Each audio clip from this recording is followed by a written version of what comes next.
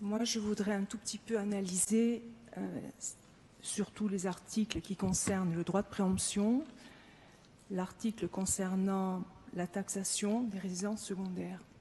Mais déjà, je voudrais vous interpeller sur le titre même, le titre 1 de la proposition de loi, lutter contre les phénomènes de spéculation foncière et immobilière en Corse. Un droit de préemption, c'est un instrument de planification. C'est un instrument d'harmonisation d'un territoire. On ne peut pas parler de droit de préemption et de spéculation. C'est illégal. Certaines collectivités ont été condamnées, des collectivités qui justement ont préempté dans le cadre de spéculation et ont été condamnées lourdement. Donc déjà, le titre 1 m'interpelle, même si je comprends que ça sous-jacent, mais le titre m'interpelle. Ensuite, j'ai besoin de certaines précisions sur l'alinéa 1. Donc la collectivité, elle va pouvoir donc préempter sur tout transfert entre vifs. Un transfert entre vifs, pour moi, en tant que juriste, c'est une donation. Un transfert à titre onéreux, c'est une vente. Donc déjà, ça m'interpelle. Ensuite, vous parlez de droits sociaux, où vous allez pouvoir préempter. Les droits sociaux, ça correspond à quoi? Est-ce que c'est un apport à une société?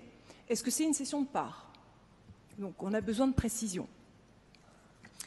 Ensuite, vous parlez d'un seuil, donc, où la préemption de la collectivité ne pourra pas s'exercer en deçà de 350 000 euros ou à hauteur de 350 000 euros.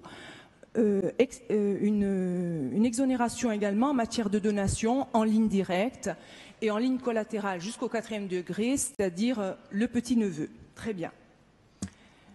Le deuxième alinéa, vous posez en fait, vous dites voilà, la collectivité de Corse, elle va pouvoir préempter. Pourquoi? Parce qu'on a besoin de logements, on a besoin de loger des Corses de façon décente. On a besoin également d'encourager le développement économique. Très bien. Alors, ce droit de préemption que vous voulez mettre en place dans le cadre de cette PPL serait un droit de préemption de 4 mois.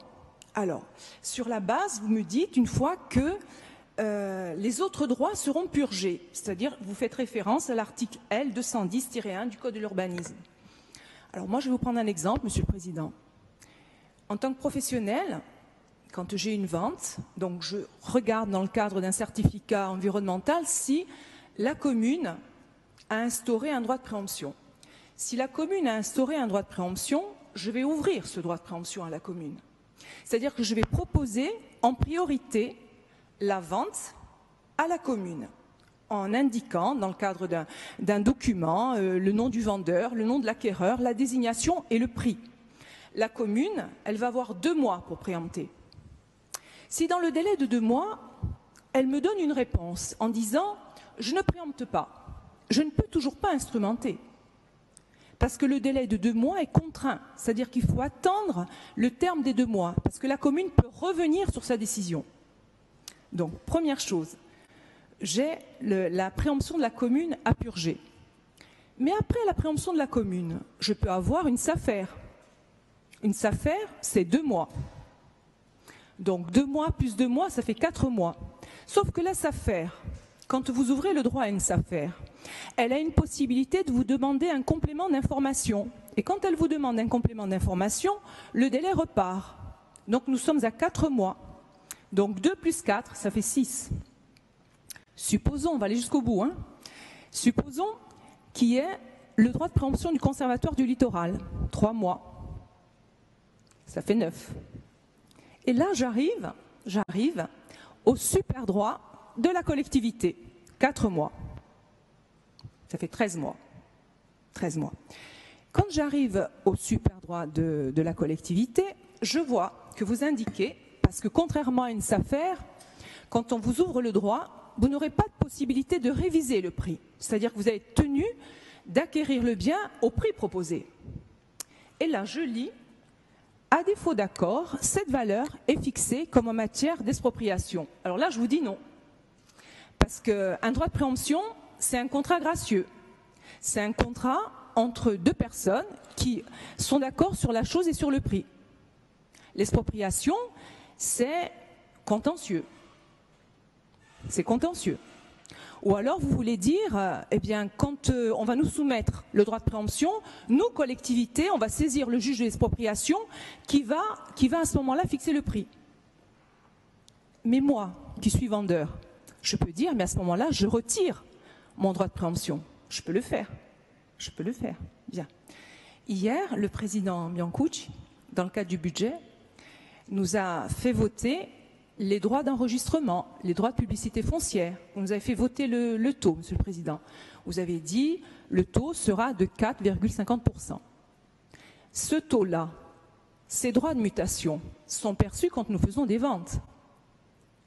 Si au bout de 13 mois, le vendeur retire sa vente, c'est une perte sèche de recettes pour la collectivité et pour les communes.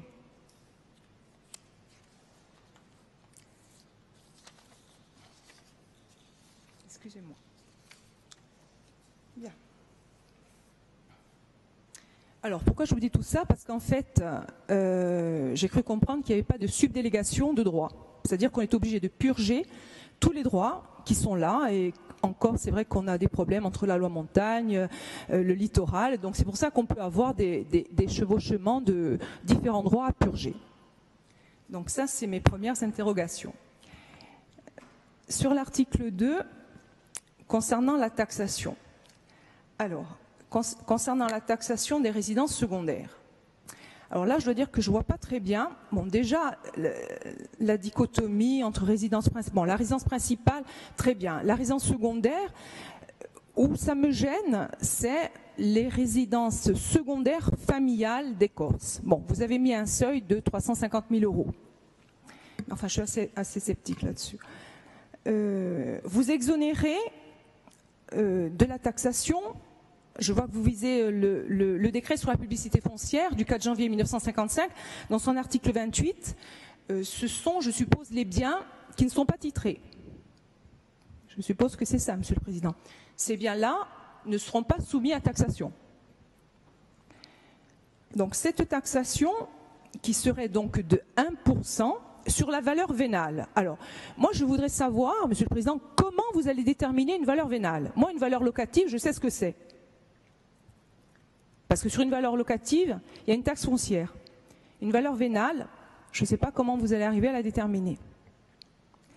Après, dans son alinéa 3, il y a, je pense, un oubli très important.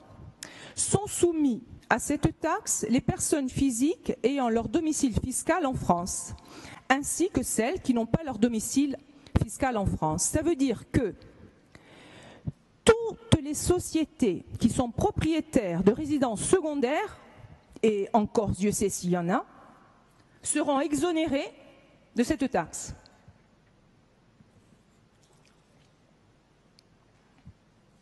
Bien. Oui. Parce qu'il y a d'autres outils. Hein.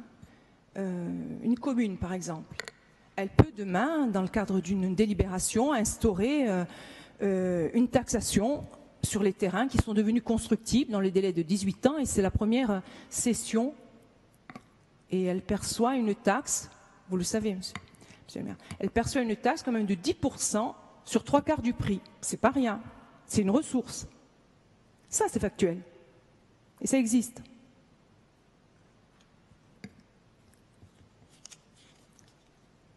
Alors, ce droit de préemption, vous allez le mettre en vigueur quand le PADUC aura déterminé les zones qui seront préemptables.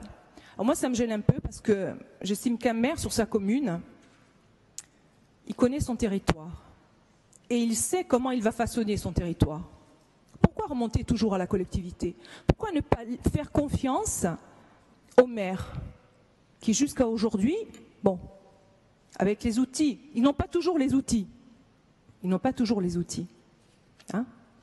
Il faut peut-être leur donner les outils.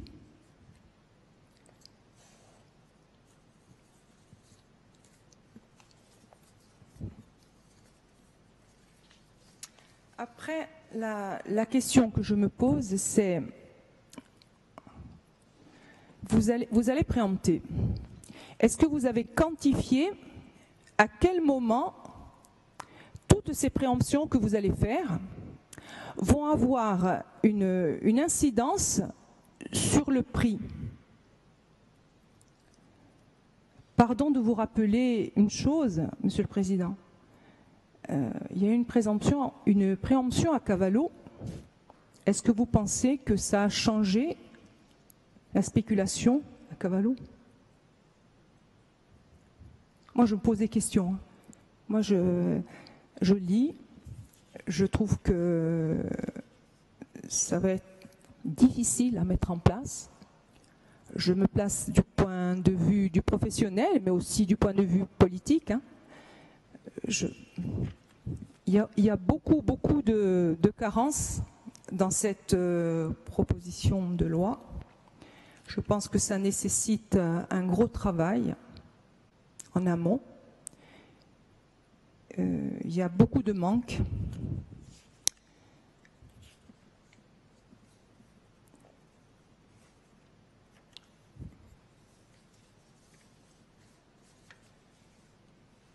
Et puis, je vais terminer par quelque chose qui me tient particulièrement à cœur. Avant, je voudrais vous parler quand même, Monsieur le Président, il y a quand même des outils qui existent.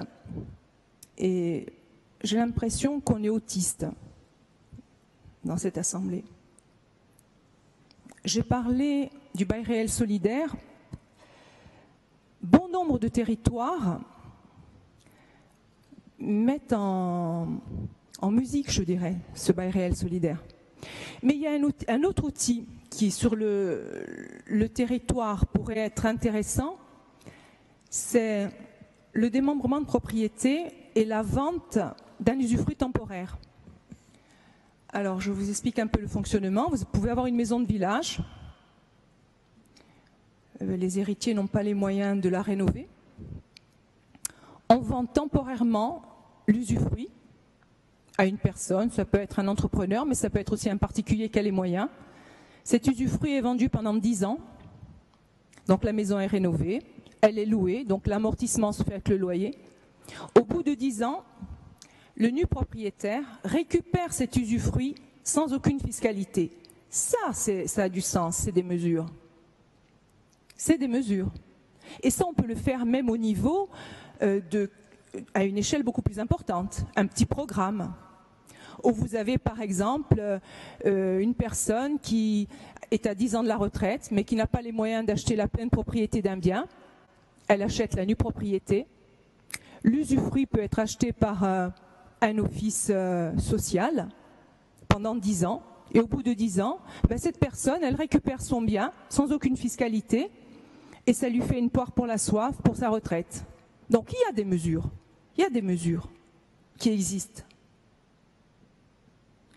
Et puis je voudrais terminer pour l'agriculture, puisqu'on parle d'une proposition de loi, le droit de préemption.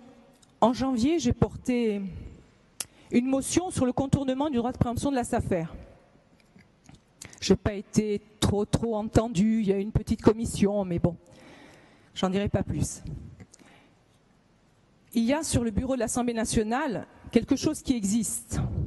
C'est une loi qui est portée par un député qui s'appelle Sampatous et qui parle de la financiarisation du foncier agricole.